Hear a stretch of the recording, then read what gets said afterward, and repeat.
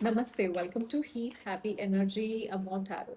सो आज हम देखेंगे कि ये कनेक्शन जो है, ये पर्सन जो है, ये आपके अंदर ये क्या मिरर कर रहे हैं आपको, और आपके अंदर क्या ट्रिगर कर रहा है ये, उसके बारे में ये एक रीडिंग करेंगे हम। तो पहली एनर्जी है फूल की। देखिए, ये पर्सन जो है, ये आपको क्या रिफ्लेक्ट बैक कर रहे हैं, ये आपको आपकी वो साइड दिखा रहे हैं जो रिस्क लेने से नहीं डरती। आप दिल से इन्वेस्ट करते हो, शायद जल्दी ट्रस्ट कर लेते हो, और हर बार बिलीव कर लेते हो कि इस बार चीज़ें डिफरेंट हो सकती हैं। इसमें इनोसेंस है, लेकिन साथ में एक पैटर्न भी है। नए स्टार्ट के नाम पे पुरानी चीज़ों को इग्नोर करते रहना। अम, आप सिचुएशन को वैसे देखते हो जैसे आप देखना चाहते हो, ना कि जैसे वो एक्चुअली है। आपका मिरर यहाँ पे है होप, ट्रस्ट, बार बार फ्रेश स्टार्ट अवेलेबल किसी को करने की टेंडेंसी। आपका इमोशनल ट्रिगर है टावर। ये कनेक्शन आपके अंदर जो यू नो जो ट्रिगर करता है, ये आपको अंदर तक जैसे शेक कर देता है, कुछ हिला देता है आपके अंदर। अचानक इमोशंस, ओवर थिंकिंग, एंग्जाइटी, ये सब यहाँ एक्टिवेट हो रहे हैं।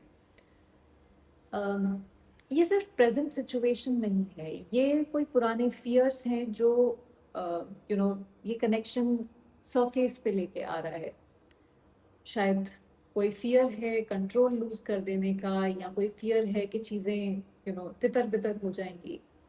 इसलिए रिएक्शन बहुत स्ट्रांग होता है, क्योंकि ये सिर्फ उनके बारे में नहीं है, ये कनेक्शन आपके डीपेस्ट इमोशनल ट्रिगर्स को कहीं ना कहीं एक्टिवेट कर रहा है। अगर ये रीडिंग आपसे रेजोनेट करती है तो सब्सक्राइब जरूर करिएगा। 6 ऑफ वॉन्ड्स, यहाँ एक जैसे क्लियर पैटर्न है वैलिडेशन का। आपको फील होता है कि आपको चूज किया जाए, आपको अप्रिशिएट किया जाए, ओपनली एक्नॉलेज किया जाए। और जब ये नहीं होता है तब आप और एफर्ट्स शायद डालने लगते हैं।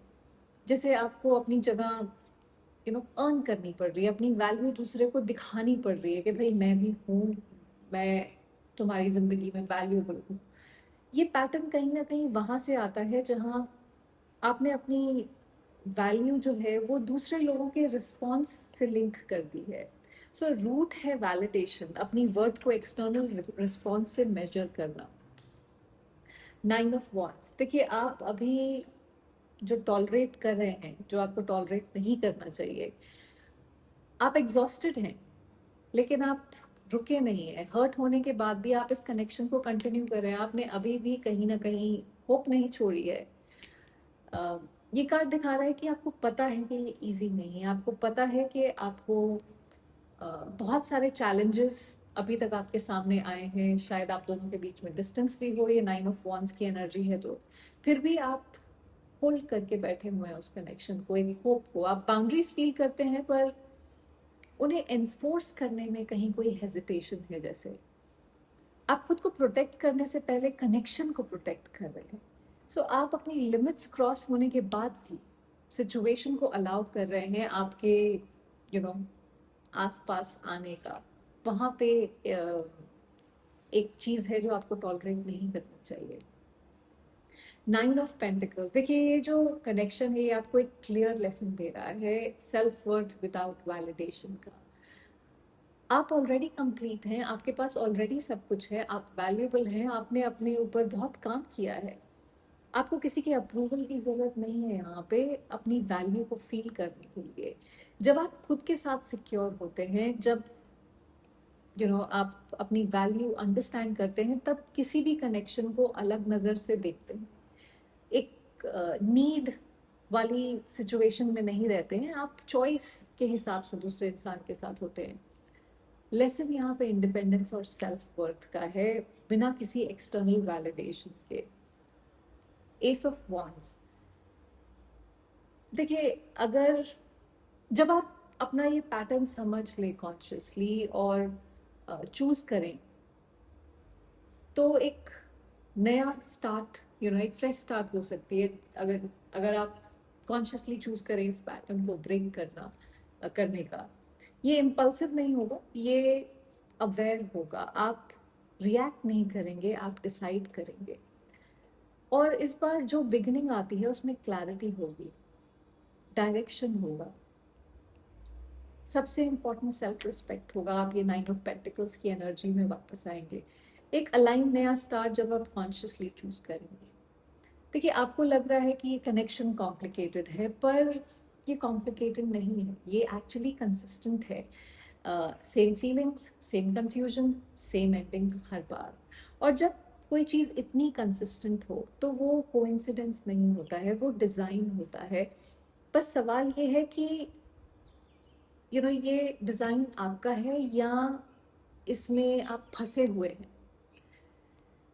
और अगर आप फंसे हुए हैं तो इसका मतलब ये नहीं है कि आप कमज़ोर हैं, इसको तोड़ नहीं सकते हैं। इसका मतलब ये है कि आपने किसी चीज़ को इतनी ज़्यादा वैल्यू दी है कि अब आप यू you नो know, आपने अपने आप को ही पीछे छोड़ दिया है, उसको आगे कर दिया है।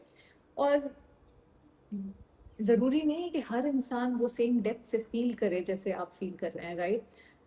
पर अब वक्त है कि आप यू नो खुद के साथ वापस अलाइन होने के ऊपर काम करें, जहाँ आप खुद को इग्नोर करना बंद कर देते हैं। और क्योंकि जब आपका वर्थ आप खुद देखना शुरू करते हैं, तभी दूसरे लोग भी देखना शुरू करते हैं। तो आपका वर्थ किसी और के डिसीजन पे टिका हुआ नहीं है।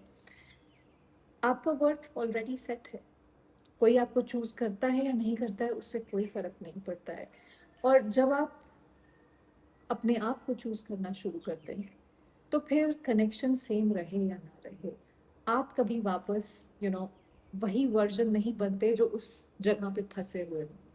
आई होप इससे आपको कुछ क्लैरिटी मिली हो। Thank you for watching.